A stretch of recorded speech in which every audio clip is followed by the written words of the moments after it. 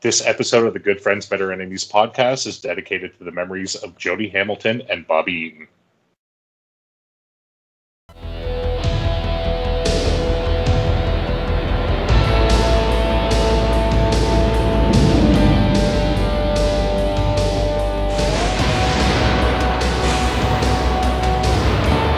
The WWF, what the world is watching.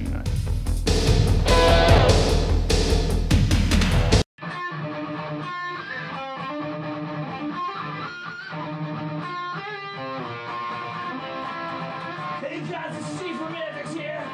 You're listening to Good Friends, Better Enemies podcast. Only on the Counting Out 7 you do. Hello, everybody, and welcome to another exciting episode of Good Friends, Better Enemies podcast.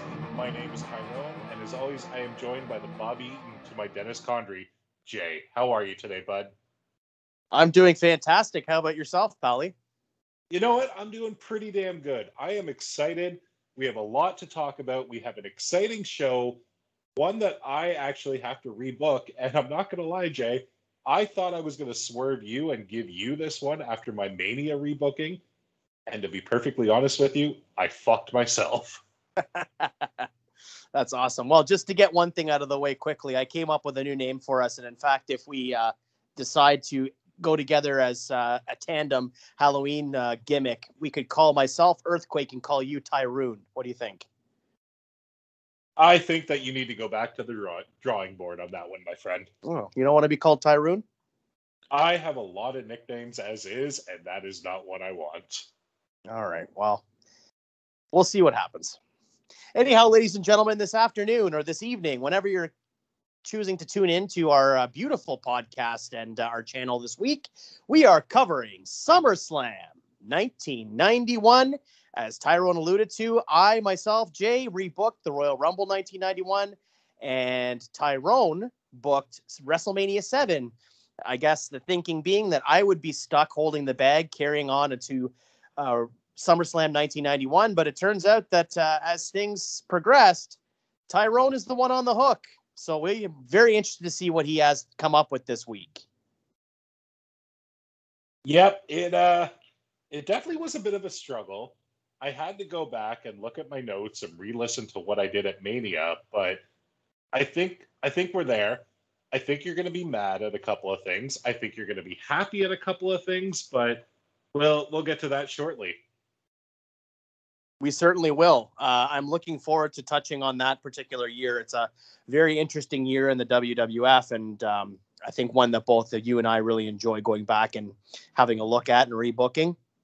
But with that being said, there was a couple of very interesting things that happened again this week in the world of professional wrestling. Of course, WWE being foremost amongst them.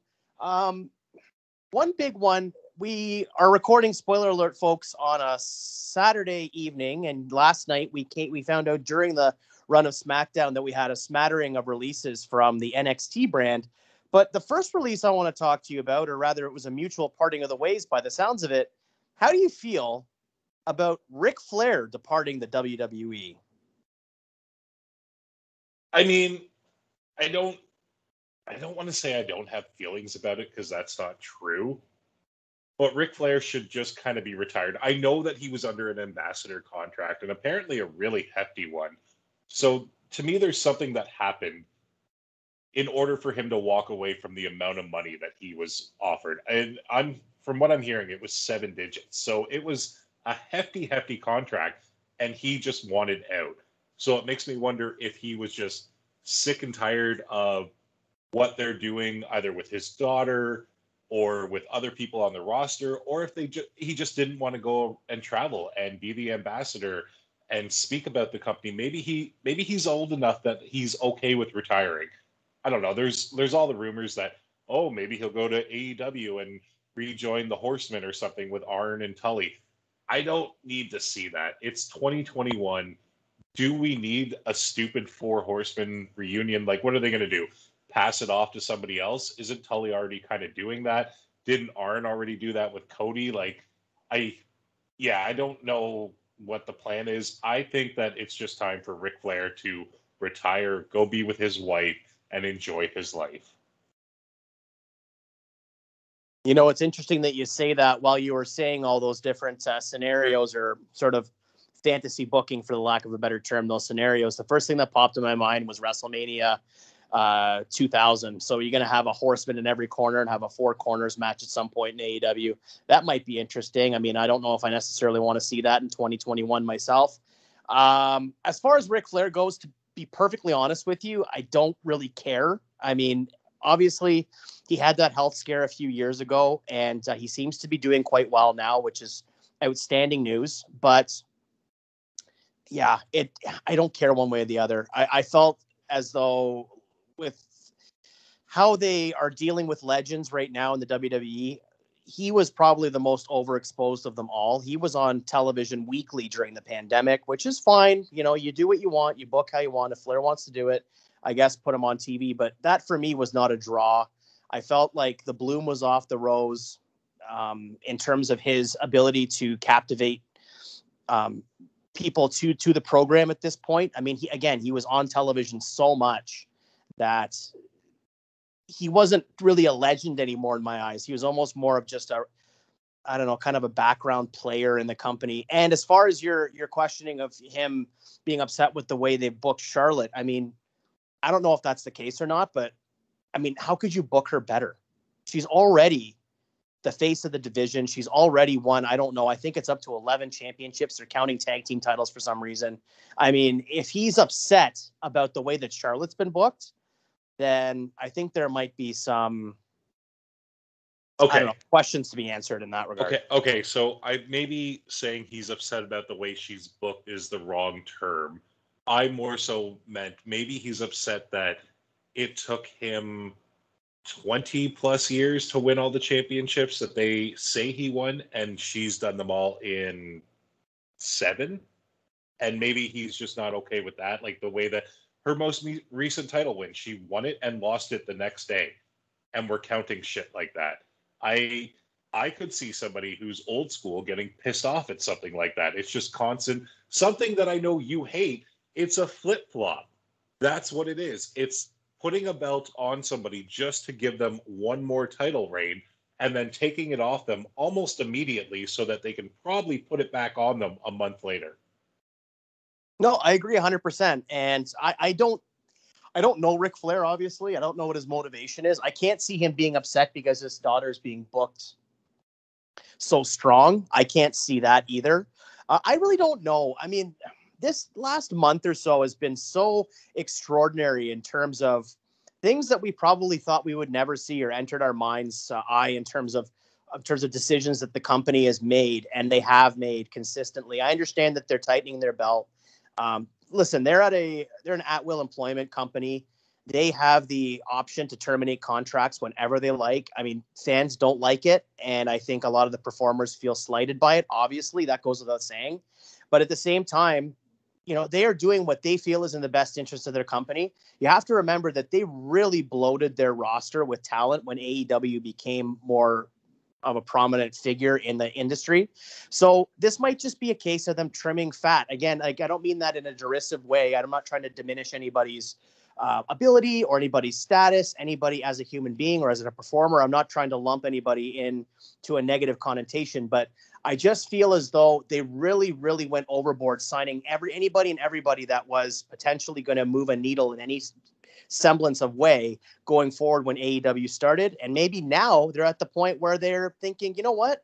Let's just cut some of these people. Our roster budget's bloated, and it's bloated for unnecessary reasons. Let's just streamline. And I think that's smart business, frankly. No, from a business standpoint, I get it. Like, I have the list of the NXT members that were released the other day, and there's some of them on here that I don't even know who the hell they are. I'm not going to lie. I've never heard of Giant Zangier. I've never heard of Zachariah Smith, Stephen Smith, Asher Hale, I believe I saw on 205 Live once or twice. Desmond Troy, not a big name. Ari Sterling, another one I saw on 205 Live. But then you get into a couple that I don't understand. Like, to me, Jake Atlas, giant loss. Like, he is somebody who not only can work, he is a prominent member of the LGBTQ community who is somebody that I feel like that's a group that is not very prominent in wrestling, and he was somebody that could have gotten them into it to a degree. You have Kona Reeves, who they have had so many start and stops with that, I mean, it was kind of time. I know that people have said that Kona Reeves shocked them. Kona Reeves did not shock me in the least. Leon Ruff kind of shocked me because they almost attached a rocket ship to him a year and a half ago when he won the North American title, and now he's released. Bronson Reed really shocks me because he just recently was the North American champion. Mercedes Martinez shocks me but doesn't. I feel like they dropped the ball on her a lot. Tyler Rust, I believe that he's been in that Diamond, whatever the hell it's called. I'm sorry, I don't remember the name, but the new one with Roderick Strong, I believe that he was the other member of that. Now he's gone. But the most shocking one to me of all is Bobby Fish. I don't get, like, yeah, he's injury prone, he's older, but you look at how over the Undisputed Era was for, a year and a half? They were the hottest thing, not only in NXT, but in all of WWE. And now he's gone. You broke them apart. You put Kyle O'Reilly on his own. He's doing a decent feud with Adam Cole, and we'll talk about Adam Cole. I do want to talk about Adam Cole. That's fine. Bobby Fish kind of floundered. And then you have Roderick Strong put into, I believe it's called Diamond Mine. If I'm wrong, I'm sure somebody will correct me.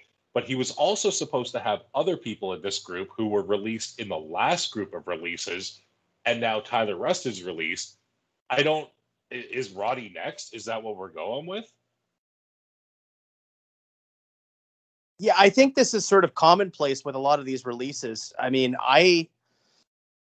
when I see these lists, I think there's many times there's a few head scratchers. There's like a lot of people that you kind of think, well, yeah, I hate to see anybody lose their job, but I can kind of see that one. And then, of course, there's obviously names that neither one of us are overly familiar with. So it's going to be interesting to see. I mean, typically we get these releases at the end of April or shortly after WrestleMania season. We usually get the house cleaning by the WWE. It's been prominent for I would say at least a decade now that we get those notifications. Used to be on WWE.com, and now obviously it's on social media. But I don't know. It seems to me like this is an ongoing thing. So it's at the point now with the kinds of people that they're releasing and their homegrown talents like a Bray Wyatt and like a Braun Strowman and people like this.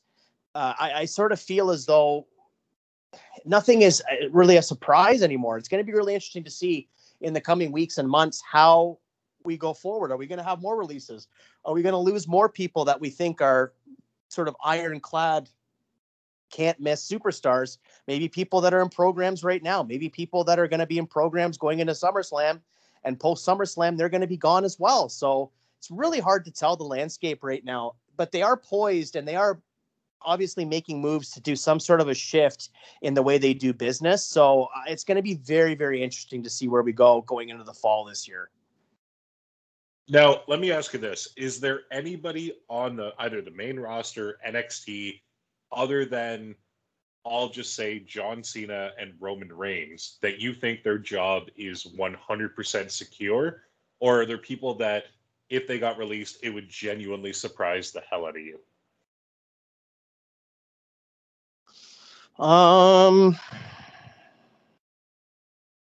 Yeah, I think I'd be surprised if they released, say, Sheamus, if they released... I think there's a difference between being released and your contract running out. I can't see them releasing a Kevin Owens, but I could see Kevin Owens not re-signing. I mean, this is all speculation on our part. We don't know what's going on in people's personal lives. We don't know what their situations are.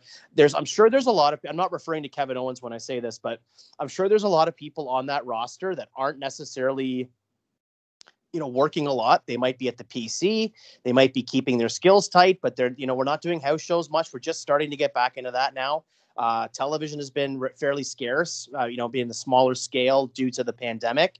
So there may be a lot of people that are very comfortable getting paid their downside guarantee and really doing nothing. So there might be people that are thinking, you know what, I'm going to run it's not dissimilar from when we talked about at the Invasion show that we did, talking about guys signed to AOL Time Warner contracts. Why would you, if you're a Kevin Nash or a Goldberg or a Scott Steiner, you're signed to $1.2 or $3.2 million, why would you cut that contract to go and work at a different company? If you have that money guaranteed and you're not working, work that contract out and then go somewhere else or renegotiate.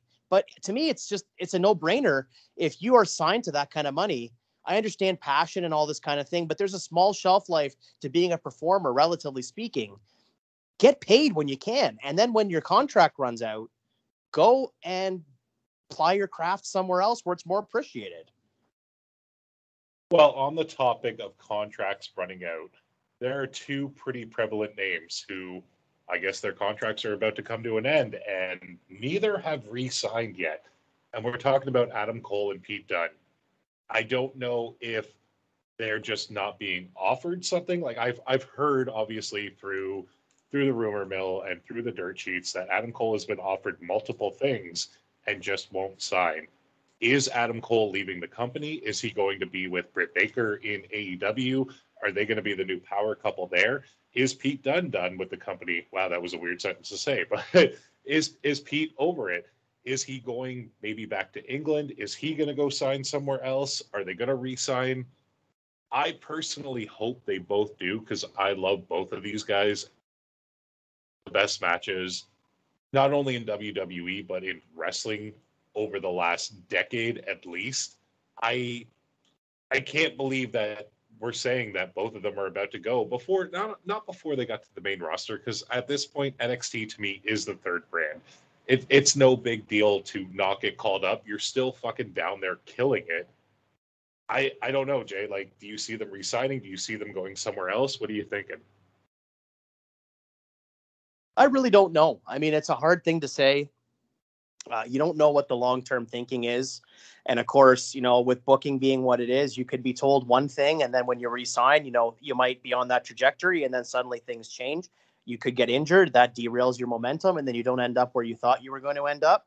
So I really don't know what to say in that regard. I mean, I think with Adam Cole, obviously Britt Baker being in AEW might be, a draw for him to go and work with his girlfriend or fiance.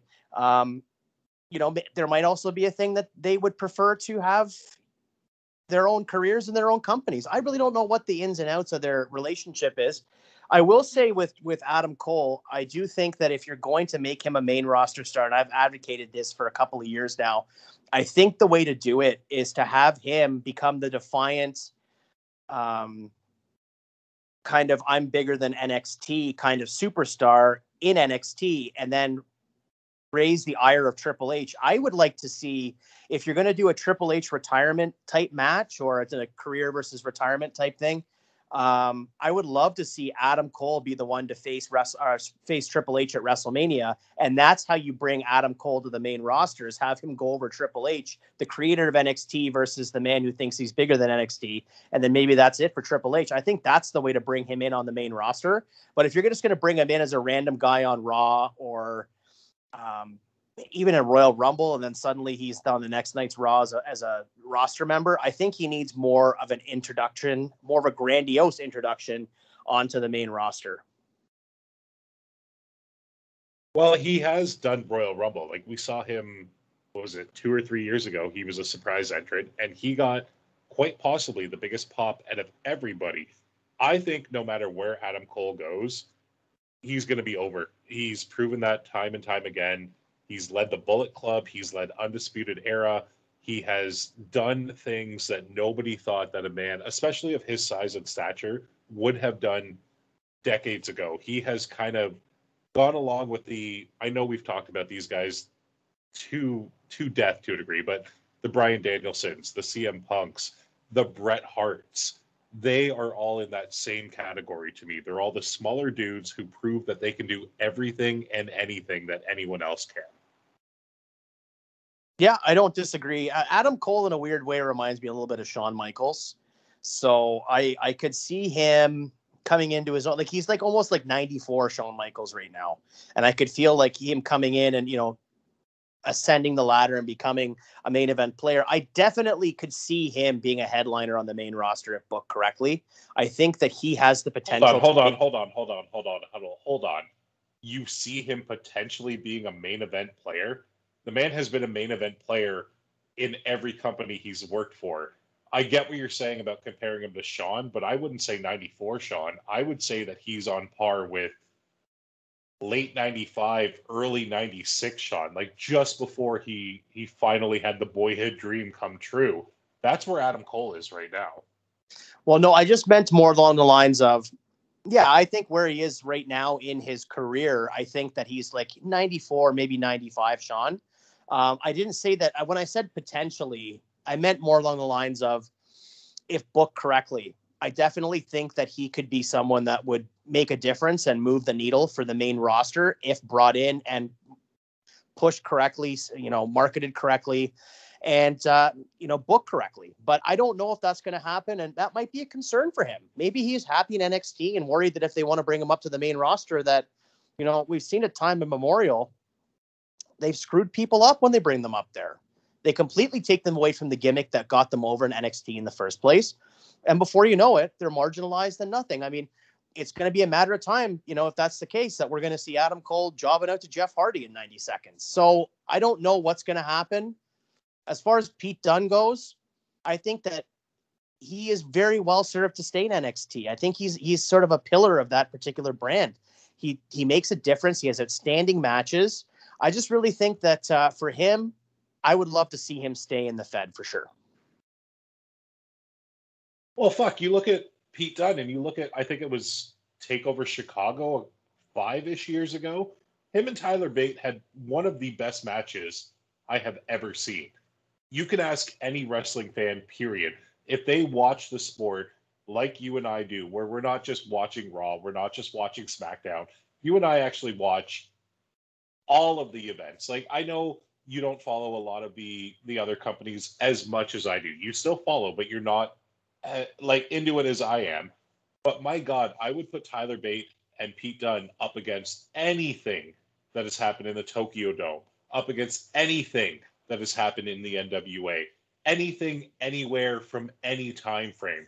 That was one of the greatest pure wrestling matches I have ever seen.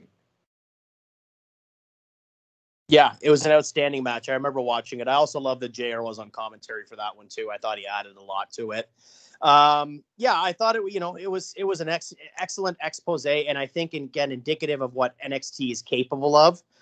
If you're looking for great in-ring work, obviously there's a lot of great workers on the main roster as well. Don't misunderstand me, but I feel like there's like a purity to the art that kind of is in NXT that in some way gets lost in translation on the main roster. Maybe it's time constraints, maybe it's, angles, maybe it's a lot of different things. But I just feel as though when you get to see those kinds of matches, they almost are created within a vacuum, and you don't get to see them that often. They're almost the exception rather than the rule, and that's what makes them so special. Yeah, I mean, I think the prime example right now of somebody getting called up from the main roster and just leaving you with scratching your head is Keith Lee. This man has proven time and time again he can do anything. The man is like 300 plus pounds, and he can still do a goddamn tope. He can do a Spanish fly off the top rope. He's done everything. He's a powerhouse. He's a mover. I don't get what the fuck they're doing with him. They had him lose to Karrion Kross. They had him lose to, I'm drawing a blank on his first Raw back. Was it potentially Sheamus? Maybe not. I don't remember. But they had him off TV for so long, and now he's jobbing out. He finally got a win back. What is it going to be one of those situations where it's too little too late? He should have already been maybe not the champ yet, but at least challenging for the championship. Yeah, if I'm not mistaken, his first match back, he lost to Bobby Lashley, and then he lost to Karrion Kross. And I don't really understand the booking philosophy behind having Karrion Kross go up against Keith Lee. I mean, nobody wins in that scenario. Yes, I guess the winner gets a little bit of a rub, but what does that do for Keith Lee, who you brought up? I talked to Tyler, who obviously we know from the Counted Out 7 podcast, and I suggested to him that I thought the best way to book Keith Lee was to have him go up against Goldberg at SummerSlam. You want to do a match with Goldberg not involved with the Universal title or the WWE title, and then you have somebody like a Keith Lee come out and challenge Goldberg maybe goes through a Jeff Hardy and a Shelton Benjamin, goes through some like old school established names, and then he finally challenges who's next. Goldberg comes out. You can still have Goldberg go over. You can't have Goldberg do the job every time to the younger stars, because then the cachet of Goldberg sort of is diminished. But I feel like even if Keith Lee in a losing effort went up against Goldberg in a competitive match and got to showcase his skills, that's a far better use of Goldberg than it is having him go up against Bobby Lashley. I don't need Goldberg in the title picture at this point, but to have him go up against somebody like a Keith Lee to really showcase Keith Lee's skills, that's the way I want to have done it. So here's my counter to that. We already had Goldberg lose to Drew at the Rumble. You know he's going to lose to Bobby Lashley. There's no way he's taken the title. So I love the fact of putting him against Keith Lee. But you say that he doesn't always have to lose. No, he could lose to Keith Lee. He's going to lose to Bobby Lashley. He lost to Drew McIntyre. What does it hurt to have him lose to Keith Lee? Whether it would be a competitive match or not, I'm not sure, just because of the size of both men. Again, I promise you, I'm not shitting on Goldberg right now. I just don't think that they would have a competitive match. I don't know if Bill can go for more than like a 7-8 minute match. And with Keith Lee, he can. And that's when he shines, is when he gets to that point. You look at what happened pretty much a year ago, almost to the date, where he beat Randy Orton at, I want to say it was Payback, or it might have even just been on Raw, but he beat their pretty much top star of the pandemic era, of the Thunderdome era. We all know that there were two people that carried that entire thing, and that was Randy Orton and Bayley. And goddamn, Keith Lee beat one of them on pay-per-view. Yeah, no, I can't disagree with what you're saying. I'm not necessarily saying so much that it would be a competitive match in terms of it being like a Matt Classic. I just think more along the lines of to give Keith Lee the rub going up against an established legend like Goldberg and be able to showcase his skills. I want to see NXT Keith Lee, not main roster Keith Lee. I want to see the Keith Lee that wrestled the Survivor Series against Roman Reigns in that brand versus brand match. That's the Keith Lee I want to see. And I want to see him go up against somebody like a Goldberg and notch his gun. Sometimes when you do the job, or you don't prevail and you're the one in the losing effort, sometimes that can do more for you than being the one who goes over. I mean, look at Bret Hart and Steve Austin at WrestleMania 13. I mean, Austin lost, but helped make him one of the biggest stars in the history of the business. So I think that the idea of keeping Goldberg strong, yes, I think it's fine for Goldberg to do jobs, but I don't think you also want to start jobbing him out every time he's out there either, because at a certain point, it's just going to diminish the reason you're bringing him in to begin with. You cannot compare Goldberg and Keith Lee to Bret Hart and Steve Austin, because at that point, yes, Bret was the established star, but Bret was still a young man at that point. Bret was around the same age that you and I are now. Steve Austin, again, not a super young guy at that point, but was the younger competitor. Yes, it was a fantastic match, and it did what it had to do. But I don't think the same thing would happen in a Keith Lee versus Goldberg match. I feel like Go ahead. I'm not suggesting that. I was just citing it as an example of a time when a heel or when the person who lost the match benefited more than the person who won. That's what I meant. I'm not comparing the work rates of the matches. I really don't think that would actually happen in this situation, because I feel like it would hurt Keith Lee, especially how he's been booked now.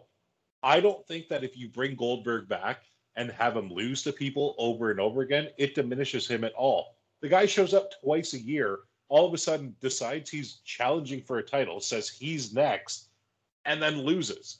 Okay, cool. Look at when Kofi was champion. How many times has Dolph Ziggler gotten a title shot and lost? Do people still love Dolph? You're goddamn right. I went on shop.com the other day and bought the fucking Dirty Dogs t-shirt they just came out with because I loved it. I can't. I don't want to get hot. I don't want to get hot yet. That's completely fine. You are welcome to your opinion. I feel a little bit differently than you do. But I feel like we need to save some gas because by the sounds of it, we have to quote a phrase, a humdinger on tap, which is SummerSlam 1991. Now, do you have any other current day business you want to touch on? or do you want to get right into the rebooking, my friend? I mean, we talked about it at the top of the show. I think we should mention the fact of the passing of Jody Hamilton and Bobby Eaton, two giant legends of the sport. Bobby Eaton more so in the tag team division, Midnight Express, going on to the Blue Bloods, being Beautiful Bobby, being Sir Robert, I believe was his thing, or Earl Robert. It was, he was such a fucking trailblazer. When you have somebody like a Steve Austin who demands that they have Bobby Eaton go over on him, that shows you what kind of a man this was. And then you look at Jody Hamilton, and yes, in the WWF, we all know about gorilla position, but in WCW, they named that position after him. That's how respected the man was. Yeah, absolutely. I mean, I've always been a big fan of the Midnight Express. I can't say enough about the wonderful tag team matches I've seen with him, obviously in the Rock and Roll Express. I'm not overly familiar with Jody Hamilton. I know who he is. I know he's trained a lot of people. I know that he's Nick Patrick's dad. I know that he's done a lot of incredible things in terms of behind the scenes, help create stars and mold stars of the future. So a tip of the cap to him as well. I'm going to go out of my way to watch some more Jody Hamilton stuff. And then I'm going to, of course, go back and check out some of those classic Rock and Roll Express and Midnight Express matches that were just absolutely stellar back in the 80s. So we have a lot of great memories of these particular people, some of them behind the scenes and some of them in front of the camera. I can only speak for you, my friend. I'm tipping a cap right here, tipping back a Muskoka Brewery craft lager in honor of both these gentlemen. I will 100% cheers to that.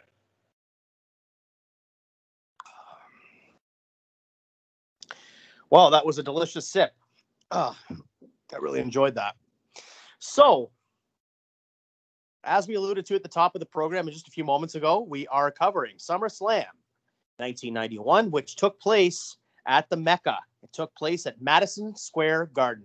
It happened on August 26, 1991 in New York City, New York. And of course, this is a pretty pivotal time in the company. We're still kind of riding the wave of the Iraq War with Sergeant Slaughter, General Adnan, and people of that ilk. We also had the Iron Sheik in there at one point as well. Hulk Hogan in canon had regained the World Wrestling Federation Championship at WrestleMania VII. We had the retirement match of Randy Savage. He retired after in a losing effort to the Ultimate Warrior. We had a lot of very interesting things going on in the company at the time. I feel as though, I don't want to speak for you, Tyrone, but I feel as though at this point we were kind of starting to hit that decline a bit. We had hit the apex, I guess, the crescendo of the height of our popularity, probably around WrestleMania 5. I guess the argument can be made for WrestleMania 3. But I think the biggest buy rate at that point for WrestleMania was WrestleMania 5 with Savage versus Hogan. I always tend to think that was kind of the peak when you had Hogan versus Savage at WrestleMania. How do you feel about this time? Do you think we're starting to slide down the other end of the hill there a bit? I think that 91 started off good, but I don't think it ended good. 'Cause by the end of 91, you were starting to introduce characters like Skinner, the Berserker.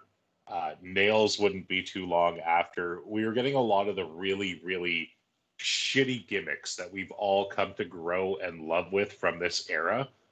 Now, when you say WrestleMania 5 was probably the peak, I kind of disagree. I think 6 was the peak, and they were trying something new with having Warrior go over Hogan. I think WrestleMania 6, to this day, is the most perfect WrestleMania from the 80s and 90s. Yeah, I have a soft spot for it as well. I think also because we're both from the Toronto area, obviously, that probably plays a little bit into it. I can't disagree with you. I do think that, that Ultimate Warrior Hulk Hogan experiment obviously didn't bear fruit, but it was something that needed to happen. We had to try somebody else on top. Obviously, in very short order, we put Hogan back in that main event spot. But yeah, to your point about the gimmicks, I personally thought Skinner was a really good gimmick. I didn't think it was overly hokey. The Berserker was. I found Skinner was more of a believable character than maybe he's given credit for. In fact, I think at one point a few years ago, before we started the podcast, I kind of pitched that we should have had Skinner as the father of the Wyatt family. I thought that would have been really fun.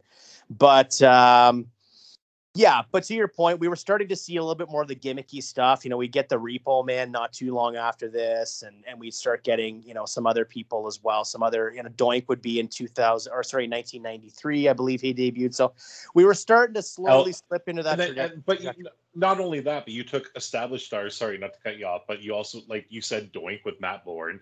Then you had Tito Santana just being called El Matador. You had Ricky Steamboat just being called the Dragon. It was just the era where everybody needed a gimmick.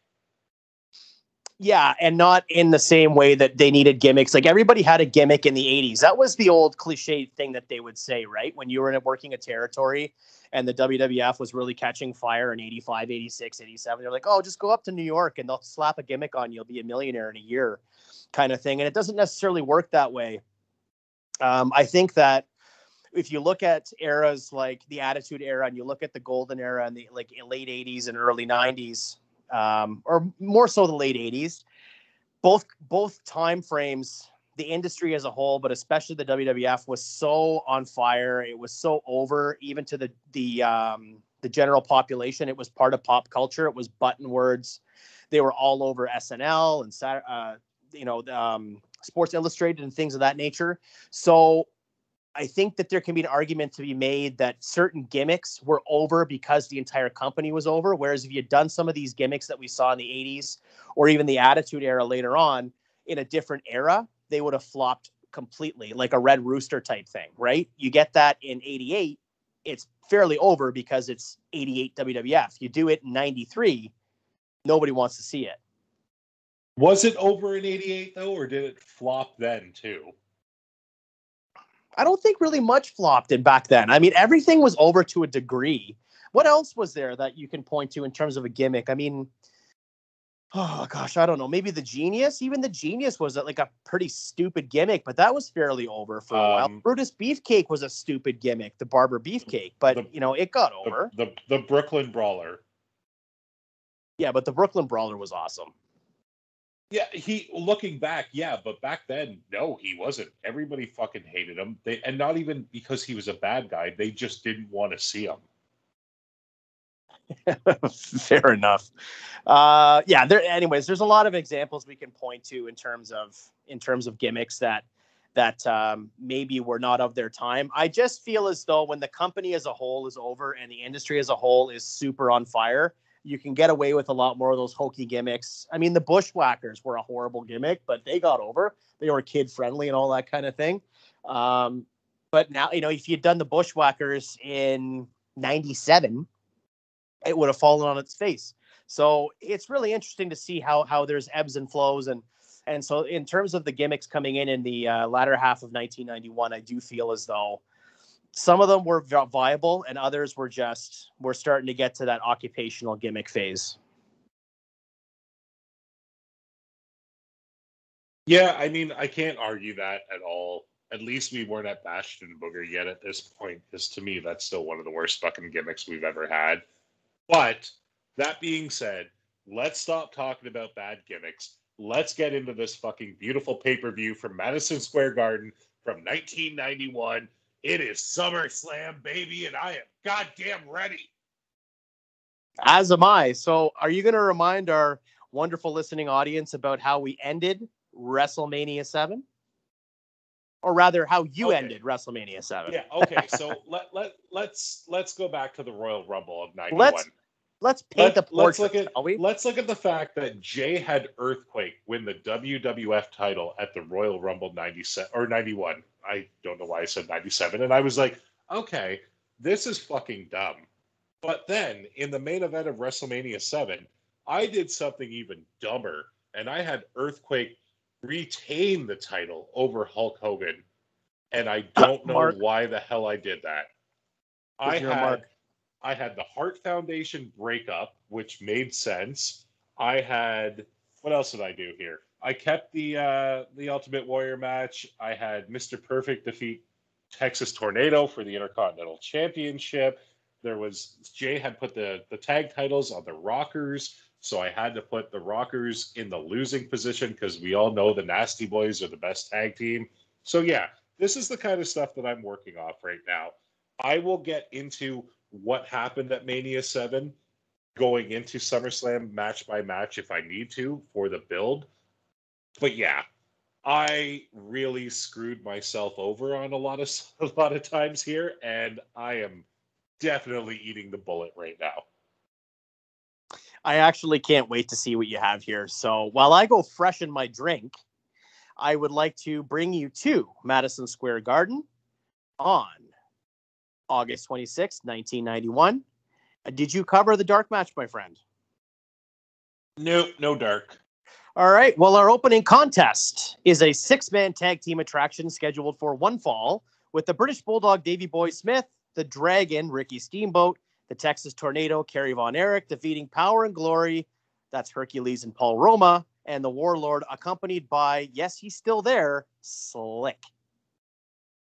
Our opening contest at SummerSlam 1991 is scheduled for one fall, and it is for the WWF Intercontinental Championship, with the champion, Mr. Perfect Curt Hennig, defending against, Bret Hart, guys, Ricky the Dragon Steamboat. This, I feel like, is going to be Jay getting hot right off the bat, only because I am taking away, something that I can completely agree on, one of the greatest wrestling matches of all time between Bret Hart and Mr. Perfect. But due to how I fucked up at Mania 7, this is where we're at. So I thought having Mr. Perfect against Ricky Steamboat made a lot of sense because they are both incredible in-ring workers. It was only 4 years prior to this that Steamboat had his match with Savage, which we all know touted as one of the best ones of all time. So I thought, why not have these two go against each other? They're both incredible performers. They're both conditioned as fuck. So let's have the Dragon go against the Perfect one. And I'm not going to lie, in this one, we do have Mr. Perfect winning, because what else would I do? That's what I do. Mr. Perfect is going over Ricky the Dragon Steamboat in the opening contest in Madison Square Garden, where he is getting booed out of the goddamn building because it's MSG. They always cheer for the faces. And Ricky Steamboat at this time was the best face. Jay, what do you think? Yeah, you know what? I don't hate this match. I have to say to you, if you look at my booking of Royal Rumble, this is the reason why I booked the Hart Foundation to lose the tag team titles to the Rockers, was so you could do the Curt Hennig and Bret Hart match at WrestleMania, and then you can go on to do whatever you want at SummerSlam. So that's the reason why I had that match happen there. So I was a little surprised when you put LOD versus the Hart Foundation at WrestleMania. It was a good match. It was a good booking, but yeah, I can see Steamboat and Hennig having an incredible match, and what a way to start the show. I absolutely can see it. I don't know where you're going with Bret Hart on this. I have a feeling I know where you're going with it, and if you do, I'm probably going to break some furniture, but we are going to see where you go. You have to remember that you are rebooking what is touted as one of the greatest matches in the history of SummerSlam, so I am very, very skeptical, but let's see where you go. You have clean for the perfect flex? Yeah, clean, completely clean. I know what I'm doing there by taking away the Hart and Hennig match, but the way I'm looking at it is it can still happen down the line. And we also did see a not as good version, but a good version at King of the Ring 93. So we're not taking it away in any way, shape, or form, because no matter what, you and I are going to book Hart versus Hennig somewhere down the line. Yeah, okay, here's my problem as well with this match, though, is Hennig was injured at this point, and after he lost the match to Bret, he didn't wrestle for quite a while. So I don't know how you get around that one. Maybe you have Hennig drop the title really quick. Superstars tapings, but we can get there after. So you wanted to get rid of Bret Hart and Perfect that bad that you just had Ricky Steamboat jump in, and then you're going to have him drop the title? Okay. It's not that I wanted to get rid of it. I have something else planned. So how about you shit on it a little bit more while I get a drink? Okay, sounds good. I'm trying to get you fired up. You keep on telling me every week. Ladies and gentlemen, Tyrone tells me every week off air that I need to fire up more. I need to give him more of a hard time because I guess I'm a little bit too polite in my I'm a little bit too much like Geneva when it comes to my disagreement with booking. So this match, you know what? I will give you the benefit of the doubt. It's a great match. There's no doubt about that. I would love to see a prime Ricky Steamboat versus a prime Kurt Hennig. That goes without saying for the Intercontinental Championship. And what a way to start a SummerSlam, get the crowd. I mean, if this match actually happened, it might rival that Kurt Angle and Rey Mysterio match at SummerSlam 2002. So I'll tell you what, I will reserve judgment until I hear the rest of your card. How's that, pal? I'm also curious as to what you think I've done with Bret Hart, because I want to know what's going to make you smash furniture. So I'll tell you what, if it's not what you think it is, you let me know what you thought I was going to do, okay? Yeah, you tell me when you are, or I guess we'll talk about it when we get to that match. Sounds good, bud. Should we go to the next? Most certainly. So the next match on the card is Bret Hart defeating Mr. Perfect for the Intercontinental Championship by submission. What do you have in its place? So the next match on the card is Bret Hart coming out and challenging Kurt Hennig right after the match for an Intercontinental title match. What? Did he have a briefcase? I'm kidding. The next match on the card is, you know me, I like to book with a hot match, and then we got to bring them back down a little bit. So we have a tag team contest up next between Power and Glory and the Bushwhackers. Oh, yeah, I can see it. You bring the Bushwhackers in, you get a good face pop. The kids will love it. Power and Exactly. Glory will pull them around a bit. There's face licking all around. It's not going to be a technical match because I don't think any four of these guys, with the exception of actually Paul Roma, know a technical spot. But I actually have Power and Glory going over the Bushwhackers. Yeah, I keep on going back to that SummerSlam '88 match with Hercules versus Jake the Snake Roberts. It was a really good match. Might have been Herc's only good match, but I think he was a much better worker than people give him credit for. You brought it up in the Mania 7 episode too. When I went back and re-listened to it, I'm like, fuck, we're gonna have to rebook this, and I'm gonna have to take that match off just to shut you up. You should probably watch the match before you take a deuce on it. I like the booking. Yeah, it makes sense. Ebbs and flows, right? So you had the crowd hot for the Steamboat and Perfect match, which obviously would have been outstanding. And now you're bringing them down with a tag team attraction. The only thing I find with some of these pay-per-view matches we talked about this, I think, at the Royal Rumble episode, or it might have been the WrestleMania episode of 1991, was that a lot of times they'd put these cold matches out there that had no storyline behind them just to get people on the card. And I understand that the philosophy of booking was a little different back then for the Fed. But at the same time, I'm not necessarily against doing that, but I also feel like sometimes those matches went on forever. I'd see these tag team matches sometimes go on and they'd be like, that's 15 fair. minutes. That's fair, but do you really think this one's going on long? No, this is like a 5-minute match. You're getting some power spots. You're getting some comedy spots because for some goddamn reason, unbeknownst to me, even as a child, the Bushwhackers were over, and I will never understand that. So to have Power and Glory go over them doesn't hurt the Bushwhackers at all, and it helps Power and Glory, who I thought were a phenomenally underrated team. Just their sunglasses alone made me love them. Yes. Okay. I will give you credit here. I think that you did a good job on this particular booking. I'm fine with the ebbs and flows. It makes sense to get, an overact like the Bushwhackers on the card. So I'm all for it. Okay. Well, now I think we're going to get a little fun. So why don't you tell me what the next one originally was? Next up, originally we had the Natural Disasters, Earthquake, and Tyrone with Jimmy Hart defeating the Bushwhackers with Andre the Giant. Fuck you. We're not saying Tyrone.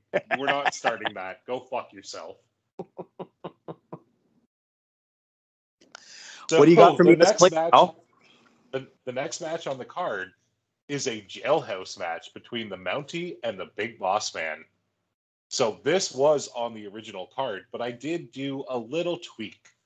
I have the Mounty defeating the Big Boss Man with the help of the cattle prod or the shock stick, whatever the hell we were calling it then. He hits him with that, gets the pin, but then as the NYPD are coming out to take the Big Boss Man away, they end up coming out and charging the Mounty with assault and attempted murder, and he ends up spending the night in the jail cell. Somebody's getting charged with attempted murder in 1991 WWF television. Why the hell not? I mean, fuck, anytime he hit somebody with that shock stick, that's essentially what it was. Yeah, that's true. And you know, the funny thing, a little unknown factoid about this particular match with the shock stick being a play is the Big Boss Man actually had a winning streak of 173 wins before he got hit with the shock stick. So he lost the title, and people have been blaming the Mountie for years for derailing the Boss Man's momentum. Oh, bullshit. They can blame Jacques Rougeau for whatever they want, but he is a goddamn national treasure up here, and we know that. That was a Goldberg reference, you dork. Well, you know what? I didn't even catch that, so good on you. It went That right was, over my head. this was the Boss Man Starrcade 98. But yeah, I thought that this was fun to have the Mountie go over, but then still get arrested. I thought that was hilarious. Mm-hmm. I don't dislike it. I think it's good, actually. Good. I'm actually glad you like that one, because that was something that I was like, is this too far-fetched? But then I thought, it's wrestling. Is anything too far-fetched anymore? I think the murder charge, attempted murder charges, may be a little bit much, but I'm fine with the way you. All right, we'll I think just go with assault. That's yeah, fine. I like the swerve. I like the swerve that you think Boss Man's going away, and then the New York's Finest decides that it was a bridge too far for them, and they take the Mountie away instead. I like that a lot. In fact, I think it's a good way to get heat on the Mountie, but also still the Boss Man gets his comeuppance. I like that a lot, actually, and I think this is one of those matches of this era that kind of needed to stay. It makes sense that it's there, and I'm glad you kept it. Well, it's also one of those things, too, where you think long-term, the Mountie would end up being a very short-term Intercontinental Champion only, 4 or 5 months later? So now he can say that he never lost, he was treated unjustly, and when he wins the Intercontinental title, it's like him getting his just due. Do you know what I mean? Like, he finally got it. He deserves it. He's going to brag about it. Maybe we'll give him a longer title run, but probably not. Yes, I do agree with that. And I think that, yeah, there might be some ammunition there for him going forward. So it's definitely something that he can discuss as he moves forward in the weeks and months ahead. He can sort of draw to that. It's kind of like Jericho always talking about how he was first undisputed champion beating Austin and Rock on the same night. So I can sort of see that same sort of thinking. So that'd be fun. I'm strangely... I don't get how you're agreeing with me on a lot of this right now. I think when we get to Bret Hart and main event-esque matches, that's where shit will hit the fan. We'll see. I mean, I really love this era, and I know that this is your favorite era, so it's going to be interesting to see where you go going forward. All right, well, what's next on the original, bud? Let's keep going. Next up, we have Virgil defeating Ted DiBiase with the Sensational Sherry for the $1 Million Championship. Yeah, no. Mike Yes. Jones is not wrestling on this goddamn pay-per-view, I'll tell you that. Good. So up next, if you will remember, what I did at Mania 7 was I had DiBiase just destroy Virgil. But then Jake Roberts' music hits. It completely distracts DiBiase, and we had a roll-up victory. So it was kind of like the Barry Horowitz type win of the time, or the Dwayne Gill. Like, it was the jobber going over. It was the 1-2-3 kid going over Razor Ramon at the time. Right. Gave Virgil a bit of momentum, which he never fucking needed, because goddamn Virgil was a terrible worker. I will say that till I die. Virgil, you want to come at me? Let's do it. Let's go one-on-one. I will put you in your goddamn place, and then I will shove a Big Mac Grand down your throat. How you feel about that, bud? Anyway, the next match on the card is for the $1 Million Championship, and it is Jake the Snake Roberts with Mike Jones in his corner going up against DiBiase. So we're rekindling a feud from WrestleMania 6 that we just talked about a few minutes ago. This is now going backwards. Yes, we're rekindling that to a degree, but it never really got the definitive finish. So we are actually long-term booking here and looking forward. Yeah, we're a year and a half later, but fuck it. Let's do this. It's going to be a good match. It's Jake Roberts and Ted DiBiase, two of the best workers, two of the best promos. Think of the promos going into this goddamn match. Oh, I've long held that Jake Roberts' promos in this era are probably the best of his career, especially that promo at WrestleMania 6 is probably my favorite that he ever did. And of course, when he turned heel at the latter half of 1991, some of his best work as a heel was outstanding in this era. So I'm all for Jake Roberts being on this card. How do you see this playing out? Is he going to win the $1 million championship? We're finally going to give Jake Roberts a title, and he's going to win the $1 million championship.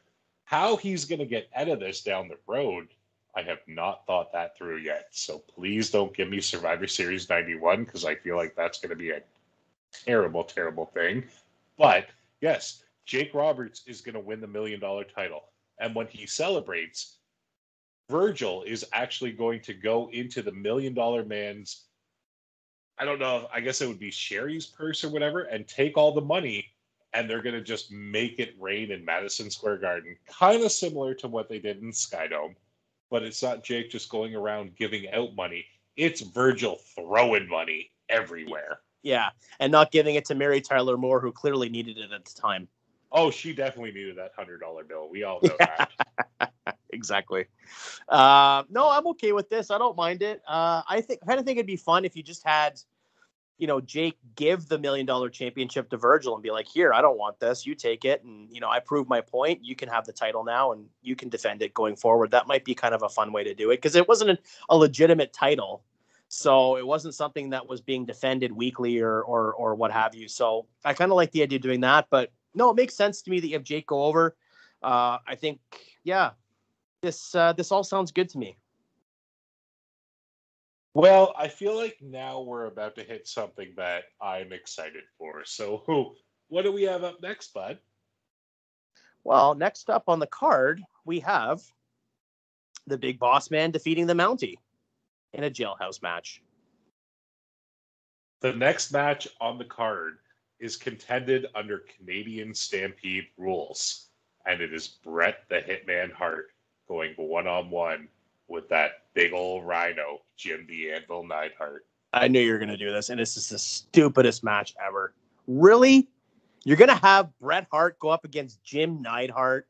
Come on. I mean,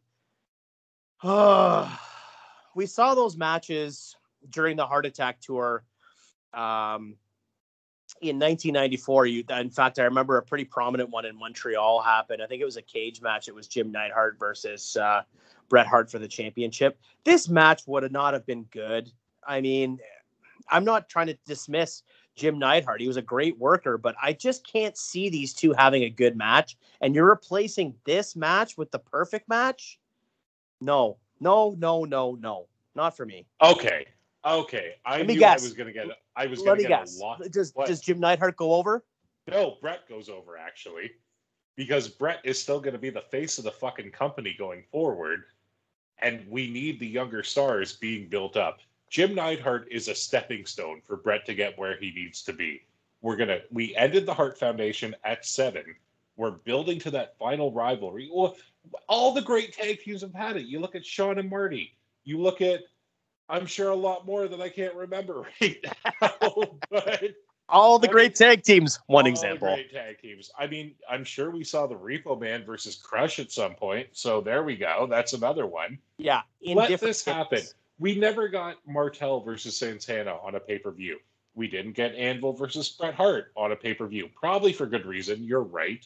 But it's a good blow-off. It gets Anvil off of TV. He can come back wearing his goddamn parachute pants with Owen Hart another year later. And then maybe that starts a new feud where we're getting Owen into the Bret picture earlier than it already was. I don't think this is terrible booking. Do I hate myself for taking the Kurt Hennig Bret Hart match off?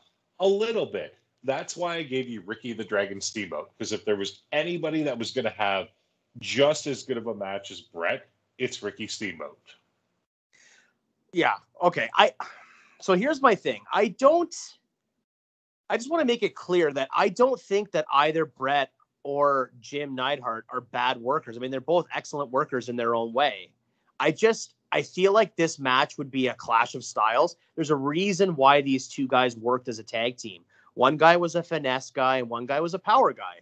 And I just don't see these two having great chemistry against each other in the ring. It's not going to be like Bret and Owen or Bret and Bulldog. I just don't see it. Anvil was a different kind of performer. He's an exceptional performer and a really good worker, but I just don't see this match being that good. And I also kind of like the idea of the way it was in history, that they just broke up. There was, and that's a story that they told maybe a little bit later. They could have told it better in 94 when they talked about, Anvil siding with Owen. They never really touched on the fact that they broke up and Anvil kind of fell down the ladder as opposed to Bret, who ascended the ladder. I feel as though I kind of prefer the actual way it happened, with them breaking up and going off into singles and kind of there being no animosity between the two. I understand why you booked it this way, and I understand why you're doing this match, but not for me. I don't really fucking care. It's my booking, so suck it up and deal with it. That's completely fine. It is your booking. Anyway, I don't really have anything else to say about this one because it's Bret Hart and I'm over him. So let's get on to a match that I am excited to talk about. Alrighty, well, the next match on the card is the Legion of Doom, Animal and Hawk, defeating the Nasty Boys, Brian Knobbs and Jerry Saggs, with Jimmy Hart in a street fight for the World Wrestling Federation Tag Team Championships. The next match on the card is the Legion of Doom taking on the Nasty Boys in a New York street fight for the Tag Team Championship. Jay, I left this one. I love the Nasties, but LOD kind of had to win. Really? I'm really surprised you had them go over. I thought it was going to be the Nasties. No, but okay, so this was that weird time frame where LOD were coming in. They were super hot. Nasties, everyone fucking hated. We know that. But you look at about, 5-6 months later, the Nasty Boys were faces. The Nasty Boys should never be faces. They're the Nasty Boys. So this had to happen in order for the Nasty Boys to become faces and go back to WCW and become the horrible Nasty Boys that we know them as. Wait, had they been in WCW at this point? Or didn't they come from the AWA? I don't think they had been in WCW at this point. Had they been in the NWA at this point? I don't remember. Now you're making me question it. I'm not 100% sure. Anyway, they had to go to WCW though and become the Nasty Boys and feud with the Steiner brothers, like shit like that. It was going to be great. Yes, I love the Nasty Boys. Yes, I want them to be forever tag team champions, but it's not going to happen. Every now and then, your heroes have to lose. No, yeah, you're right. You're absolutely right. I mean, if it was Goldust and Raven in a tag team, we all know who would go over, but that's completely fine with me. Well, okay. No, don't. No. Oh, now I want that.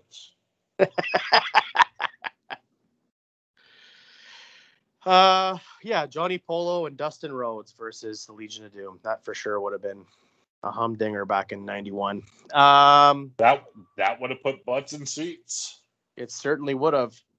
Yeah, no, I'm completely fine with you keeping it. I'm frankly surprised you did, but I'm good with the fact that the Legion of Doom went over. It made a lot of sense at this point for them to win the titles. I don't think there's any argument in that. So this was the right time to do it. You know, I guess you could have held it off, but this was the perfect time for them to win the title. So I think it makes sense for them to win now and for the match to continue on as it was in canon. So I'm 100% on board with this. Well, I'm kind of glad you said that because now is where we're going to go off the fucking rails. Is there any other way? No. What's next, Jay? How can I top this? Well, next up on the card, we have Erwin R. Shyster, or IRS, defeating Greg the Hammer Valentine in a singles match, which actually sounds like a pretty decent match. The next match on the card is scheduled for one fall, and it is for the World Wrestling Federation Championship. Okay.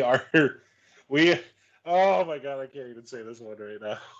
Jesus Christ. We are going to have Earthquake defending the WWF Championship in a rare heel versus heel match against The Undertaker.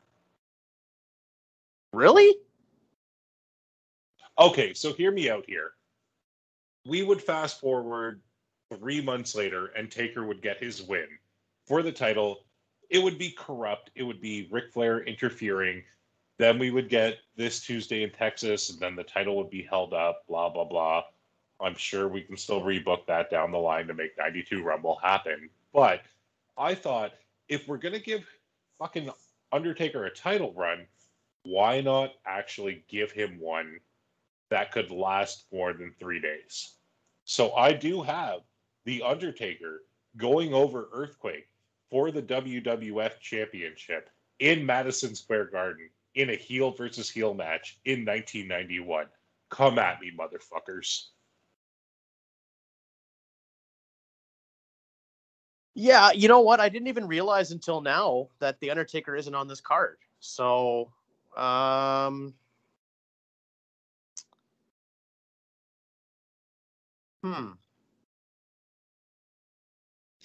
kind of like it.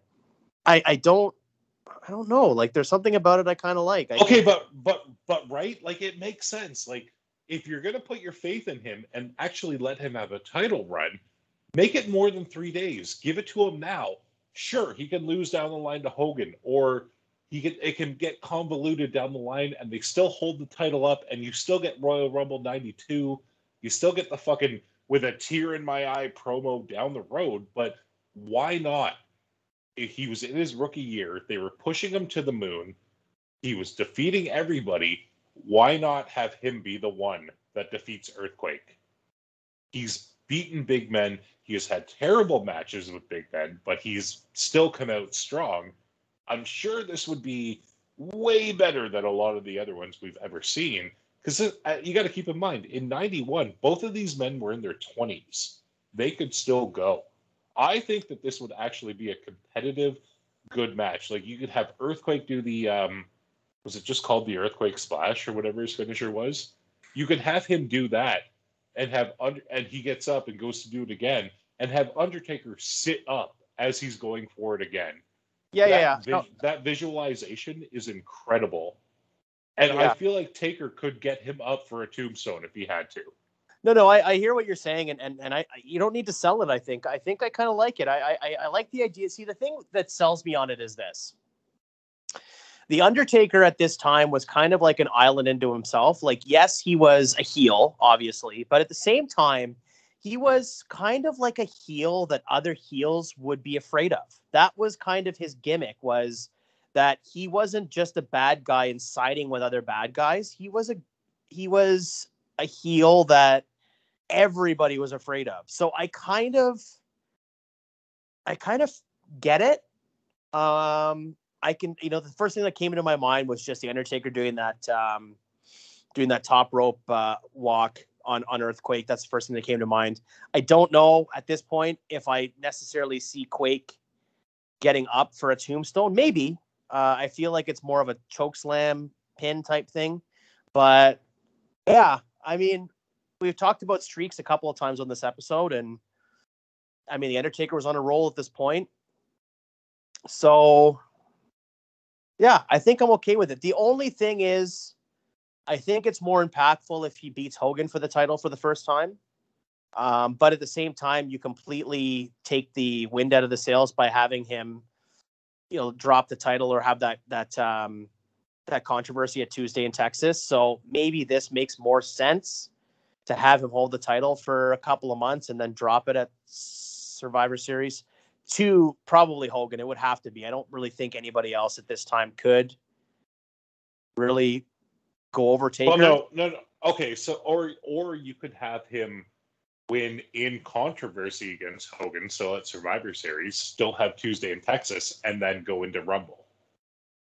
Yeah, and see, this is interesting that you say this because we had talked off air that I had kind of had really good ideas about how I wanted to get into 1992. And actually, I think that this booking, I could make that still work. Yeah, okay. I will.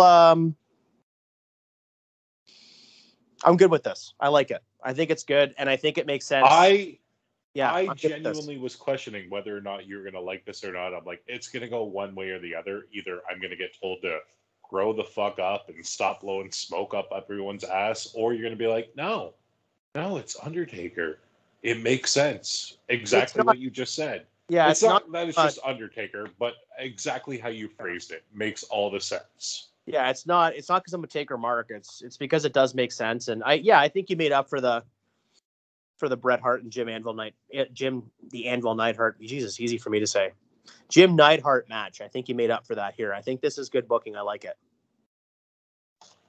I'm shocked, but we have 2 matches left on my card, so I don't know how many are left on the original, but let's keep going then. Okie dokie. Well, the next match on the card is the main event, and it's Hulk Hogan and the Ultimate Warrior defeating Colonel Mustafa, General Adnan, and Sergeant Slaughter in a 3-on-2 handicap match with Sid Justice as the special guest referee. The next match on the card is a good old popcorn match. And we have, okay, no disrespect to these workers whatsoever, but when you're coming off a title match and then you still have the main event, the next match on the card is the British Bulldog Davey Boy Smith taking on Erwin R. Shyster. I saw this match on an old school WWF card on the network from Madison Square Garden, and it was really good. I'm just going to freshen my drink and you walk me through it. I'm pretty sure that I watched the exact same match as you not that long ago, and that's why I put it on here.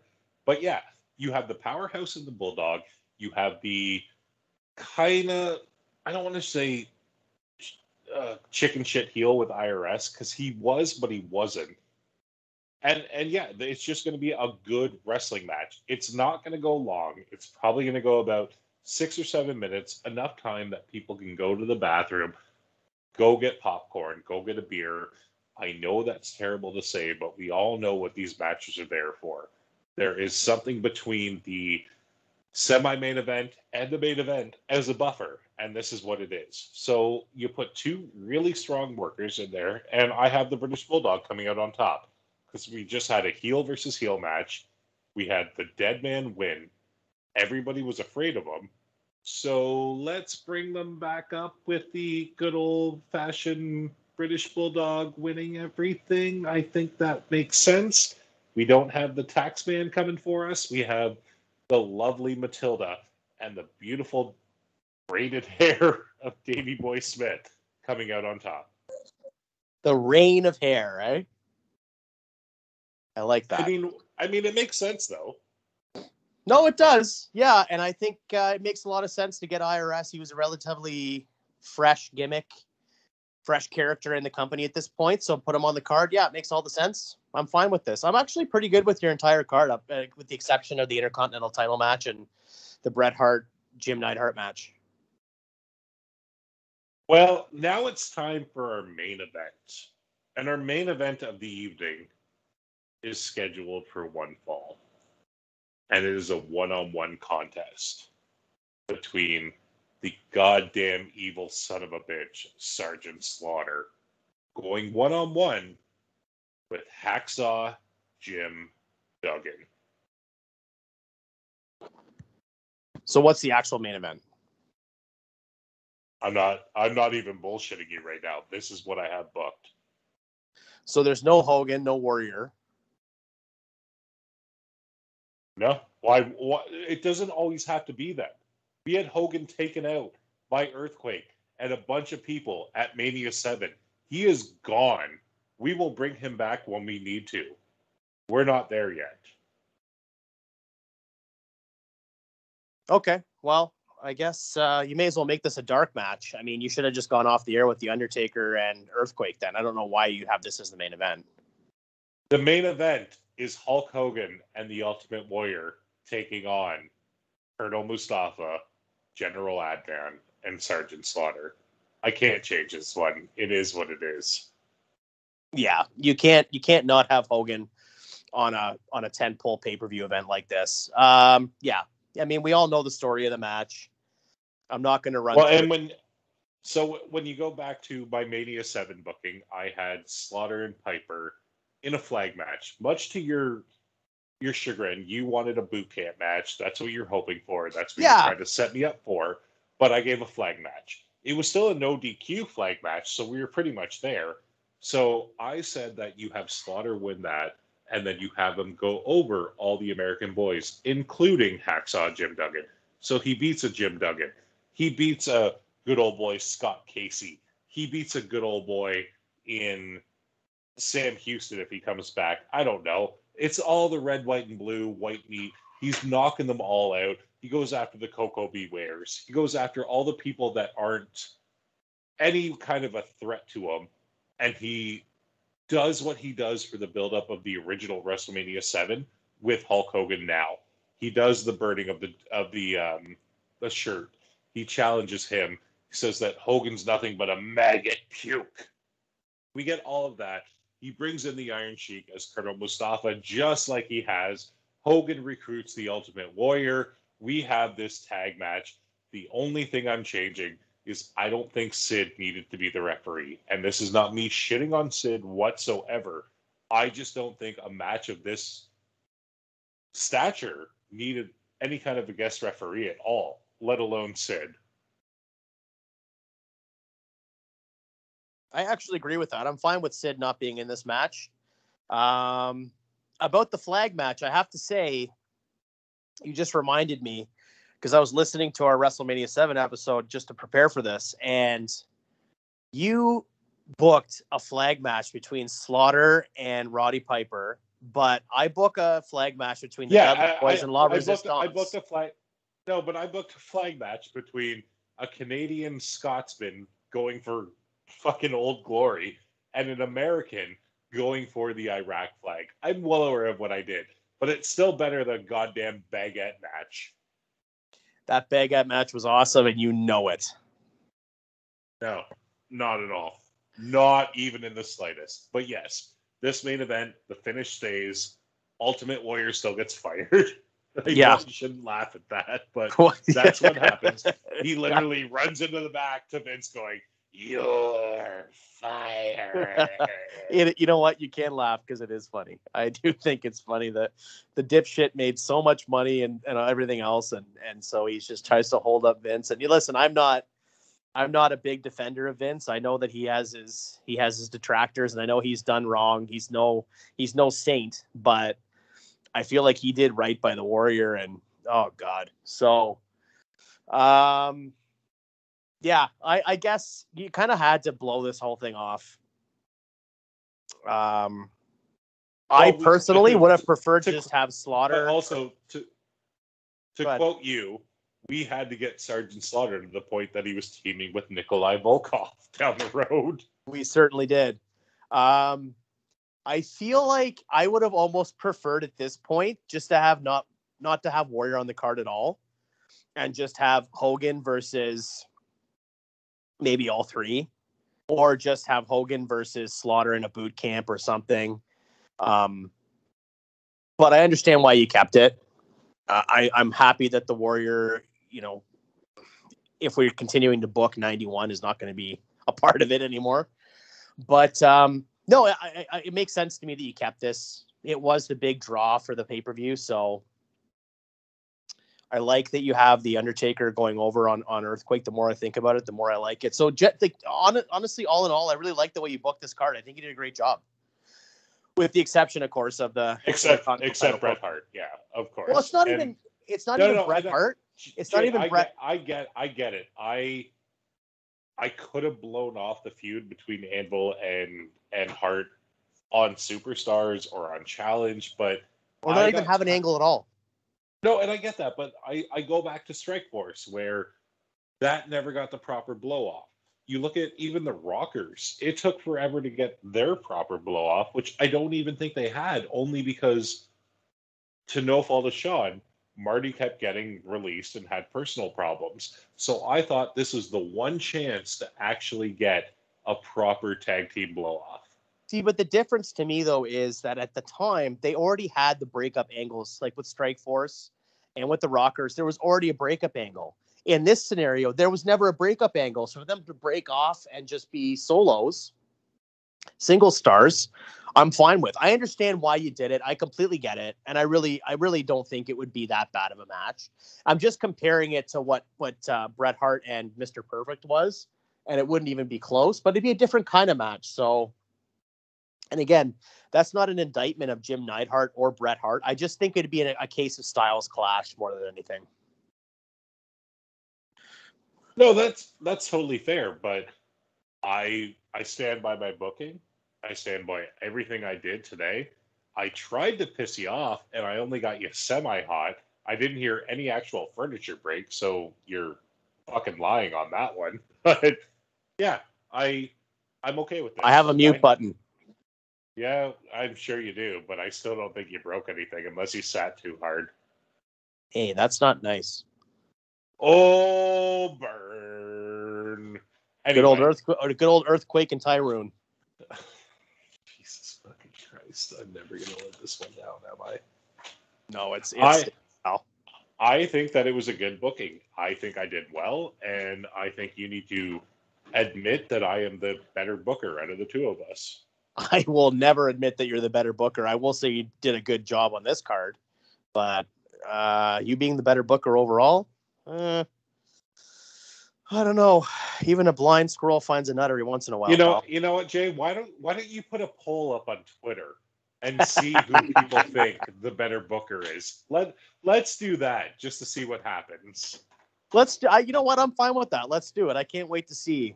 Jay books whatever, and Tyrone books Kurt Hennig to win the Royal Rumble in 2002. No, I'm fine with that. Let's do that for sure. Yeah. Don't keep bringing that back. You can go fuck yourself on that one. That was a great booking, and you managed to get your way out of it. So that goes to show that you can book, but you can't book better than me. No, it just goes to show me that I'm a better booker than you because I can clean up your messes. I'm the Kevin Sullivan, and you're the Kevin Nash. I don't think so. Well, this is a really interesting conversation because this brings us to next week's booking. And ladies and gentlemen, just a bit of a disclaimer that we have already mapped out our booking for the month of August. And next week, at the behest of Tyrone, I am booking SummerSlam 1995. And that actually makes a lot of sense because if you remember back to In Your House 2, Tyrone completely destroyed that card too. So I'm going to have to clean up his mess once again. No. It makes sense because it's a Kevin Nash match and you're the Kevin Nash of booking. So that's why it makes sense. You had Lex Luger and Bret Hart win the tag team titles in the main event of that show. And I'm going to have to clean that up. Is it cleaning it up or is it saying, thank you, I can have a lot of fun with that now? No, it's cleaning up. Well, everybody go vote on Twitter at good_friends and let us know what you think. Is it me or is it Jay? We all know it's me. And if it is me and McDonald's finally gives us a goddamn Big Mac Grand, guess what, kids? Big Mac Grand's on me. That sounds great. Absolutely. That sounds perfect. Well, you're getting those royalty checks for all those Tyrone t-shirts. So makes sense to me.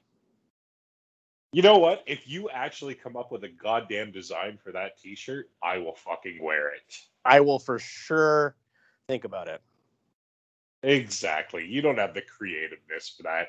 You can barely draw a stick figure. What's a stick figure?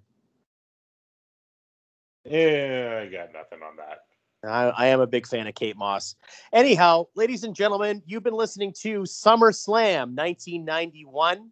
It's been a fun ride. We are going to be continuing on our journey with 1991 as well, going into the fall. Can't wait to touch back on this particular time frame and touch back on Tyrone's booking from this particular event. Next week, we are covering SummerSlam 1995, which should be a lot of fun as well. I can't wait. It's one of my favorite times of the year, Tyrone. SummerSlam season. I absolutely love it. So many great memories. You know, we've talked about this before, that I'd argue that SummerSlam might be better than WrestleMania in terms of its delivering of big match cards and angles.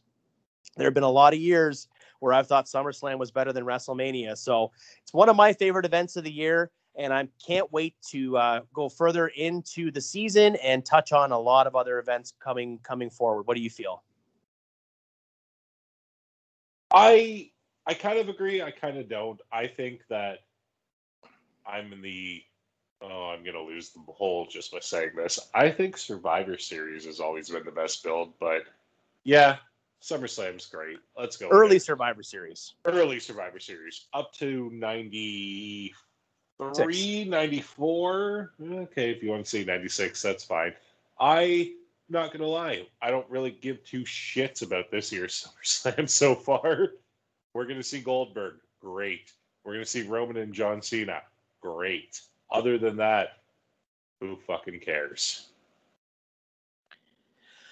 Well, on that positive note, ladies and gentlemen, where can our wonderful listening audience find us on social media? Well, all the wonderful people out there in podcast land can find us on Twitter at good_enemies, where you vote for me, not Jay, or you're dead to me. You can find us on Instagram at good_enemies. You can find us on Facebook at Good Friends Better Enemies Podcast. And as always, for everything Good Friends Better Enemies and Count It Out 7, you go to countitout7.com. That's where you find it all. That's where we love you. That's where you might get a Big Mac Grand if they ever pay attention. Very, very true. We can't wait to get Big Macs and McDonald's on board. But until that time, for myself, for Tyrone, for Bret Hart versus Jim the Anvil Neidhart, for Ricky the Dragon Steamboat versus Mr. Perfect Kurt Hennig, and for The Undertaker, winning the World Wrestling Federation Championship over Earthquake, and of course for the Ultimate Warrior getting his pink slip. You've been listening to the Good Friends Better Enemies podcast. Bye. Vote Tyrone.